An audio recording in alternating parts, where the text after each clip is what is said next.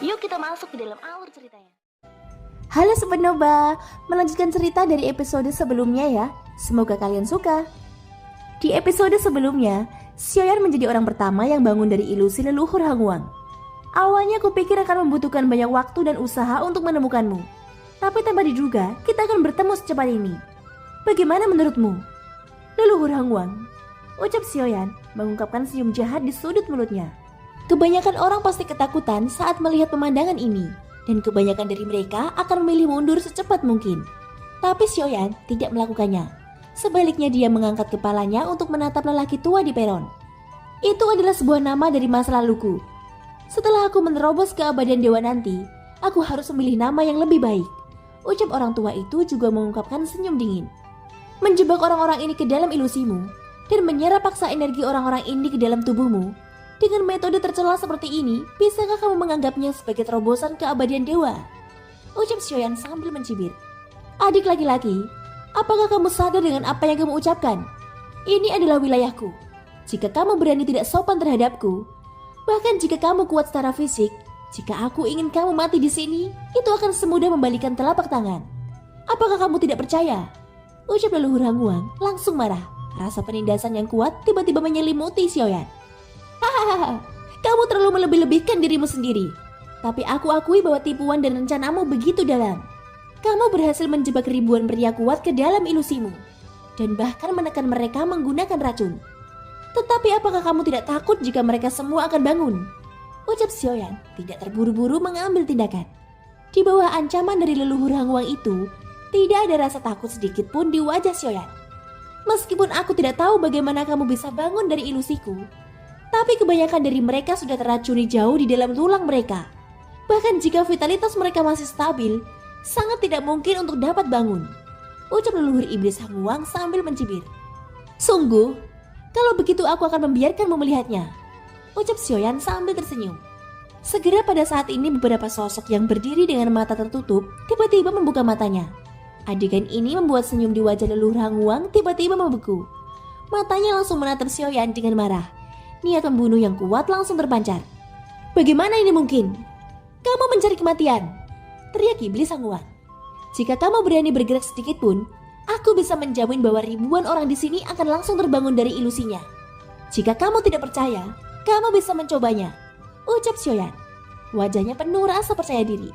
Leluhur Hangwang tidak menyadari bahwa tahanan roh yang tidak mencolok di sebelah Xiaoyan lah dalangnya. Hehehe, jangan-jangan. Tentu saja aku percaya dengan apa yang kamu katakan. Ucap leluhur Hangwang tidak berani bertaruh. Kamu harusnya tahu apa yang aku mau, ucap Xiaoyan. Wajah leluhur Hangwang tampak suram. Lalu dia berkata, sudah bagus aku tidak membunuhmu, tapi beraninya kamu mengajukan syarat. Apakah kamu menginginkan token iblis kuno? Nafsu makanmu tidak sedikit. Bahkan jika kamu memilikinya, kamu tidak bisa mempertahankannya dengan kekuatanmu. Selain itu, jika tebakanku benar, kamu bukan berasal dari dunia iblis kuno kan? Jadi lebih baik lupakan angan-anganmu untuk memakan tatanan kuno sihir abadi.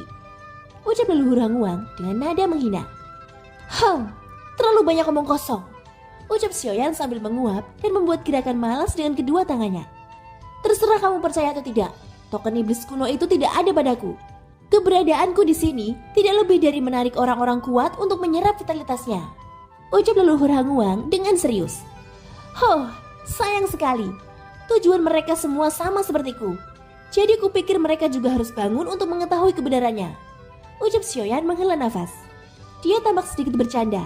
Hal ini membuat leluhur Hangwang tidak mengerti rencana Xiaoyan. Saat Xiaoyan selesai berbicara, ada sekitar 7 atau 8 orang yang bangun dari ilusinya. Dan di antara mereka, Raja Roh Tianxun dan Ning Yao juga membuka matanya saat ini. Ekspresi wajah Xiaoyan berubah gelap. Baginya ini bukanlah hal yang baik. Sekarang tidak peduli apakah leluhur Hangwang memiliki token iblis kuno atau tidak, Xiaoyan harus mengacaukan situasi terlebih dahulu. Tahanan roh, cepat hancurkan formasi, ucap Xiaoyan berteriak pelan. Tahanan roh sudah siap. Pada saat yang sama, Xiaoyan menghentakkan telapak kakinya. Lautan api melonjak keluar dan menyembunyikan dirinya sendiri. Setelah formasi dipatahkan, sosok-sosok yang tertidur itu mendapatkan kembali kesadarannya. Xiaoyan bersembunyi di sudut tempat. Diam-diam menyaksikan semua orang yang dalam kekacauan. Leluhur Hangwang bahkan tidak sempat bereaksi. Dia bahkan tidak bisa membayangkannya. Xiaoyan sebenarnya mampu melakukannya. Memang benar racunnya tidak mematikan, tapi hal itu dapat membuat semua orang sulit untuk bangun dari ilusinya. Dia tidak tahu bahwa orang yang melakukannya adalah makhluk kecil bermata besar yang kini berdiri di bahu Xiaoyan. Setelah menerima perintah Xiaoyan, tahanan roh secara langsung memecahkan formasi ilusi yang diatur oleh leluhur Hangwang. Xiaoyan bisa melihatnya, bahkan formasi ilusi leluhur Hangwang tidak terlalu kuat. Alasan mengapa begitu banyak orang bisa terjebak di sini, itu karena leluhur Hangwang mengombinasikan dengan racun. Sekarang ketika melihat orang-orang yang bangun itu, leluhur Hangwang hanya merasakan kulit kepalanya mati rasa. Tiansun dan Ningyao yang baru saja terbangun langsung memperhatikan leluhur Hangwang. Ada banyak orang di sini, auranya juga campur aduk. Jadi mereka tidak memperhatikan bahwa Xiaoyan yang memanfaatkan kekacauan untuk menghindarinya. Bagaimanapun target mereka adalah token iblis kuno, dan mereka tidak akan menyangka bahwa Xiaoyan juga ada di sini di antara banyak orang. Bajingan ini harus dibunuh. Makhluk rendahan dari dunia iblis kuno sebenarnya mampu menjebak kami ke dalam ilusinya. Ayo tangkap dia. Token iblis kuno pasti ada di tangannya, ucap Raja Roh Tiansun berteriak marah. Setelah berbicara, sosoknya langsung menyapu ke arah leluhur Hangwang dengan satu gerakan. Ningyao menganggukkan kepalanya, kemudian menyusul dari belakang untuk menyerang iblis Hangwang bersama-sama. Semua orang yang sudah terbangun dari ilusinya juga menargetkan leluhur Hangwang dan menimbulkan keributan yang lebih besar. Adapun Xiaoyan, dia hanya menonton di kejauhan dengan tenang. Dan saat ini Xiaoyan mengeluarkan mantel hitam untuk menutupi wajahnya. Serahkan token iblis kuno dan aku akan mengampuni hidupmu, ucap Tiansun sambil menyerang. Serangan sengitnya membuat leluhur Hangwang terlihat menyedihkan. Dan alasan mengapa Raja Roh Tiansun bisa bangun, itu karena Ningyao pandai menggunakan racun. Jadi dia juga tahu cara detoksifikasi racun yang tidak terlalu kuat itu. Dan pada akhirnya ilusi dari leluhur Hangwang tidak mampu menjebak mereka terlalu lama. Saat ini tidak hanya Tiansun dan Ningyao yang mengepung leluhur Hangwang. Orang-orang kuat lainnya yang memahami situasi saat ini langsung mengunci leluhur Hangwang dari segala arah. Tepat ketika Tiansun dan Ningyao hendak mengambil tindakan lagi, leluhur Hangwang tiba-tiba berteriak dengan suara yang dalam. Tunggu sebentar, ucap leluhur Hangwang. Sebuah token kuno segera muncul di tangannya. Ini adalah token iblis kuno yang kamu inginkan.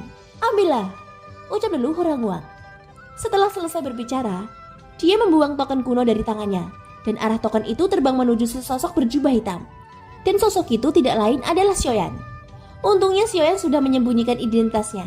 Seluruh tubuhnya tertutupi jubah hitam. Xiaoyan yang menerima token iblis kuno tersebut segera menjadi pusat perhatian semua orang. Setelah melakukan ini, leluhur iblis Hangwang mundur ke belakang dan pergi jauh ke dalam gua. Tiansun dan Ningyao sama-sama memandang Xiaoyan. Sebelum mereka dapat berbicara, token iblis kuno di tangan Xiaoyan hancur menjadi berkeping-keping. Apa yang sedang kamu lakukan? Kau mencari kematian, teriak Raja Roh Tiansun dan Ningyao. Mereka sangat marah ketika menyaksikan Xiaoyan menghancurkan token iblis kuno. Bagaimanapun butuh banyak usaha bagi mereka untuk menemukannya.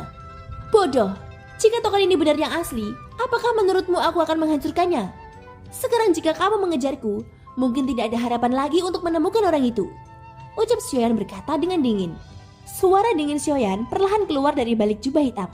Tiansun dan Ningyao yang siap mengambil tindakan langsung menghentikan tubuh mereka. Keduanya mengerutkan keningnya. Di sisi lain, beberapa orang kuat lainnya sudah berubah menjadi pelangi panjang mengejar leluhur Hangwang. Tiansun dan Ningyao memandang Xiaoyan dengan ekspresi muram. Melihat token yang dihancurkan itu, seharusnya Xiaoyan tidak berbohong. Xiaoyan tidak menunggu keduanya menanyainya. Guntur Jile muncul di kakinya dan sosoknya tiba-tiba menghilang. Ayo kejar dia juga, ucap Tiansun dan Ningyao tidak berani mengabaikannya. Dia segera bergerak mengejar leluhur Hangwang. Thank you guys sudah mendengarkan ceritaku sampai akhir. Di episode kali ini durasinya pendek banget ya, karena memang autornya langsung baru rilis 1 episode saja.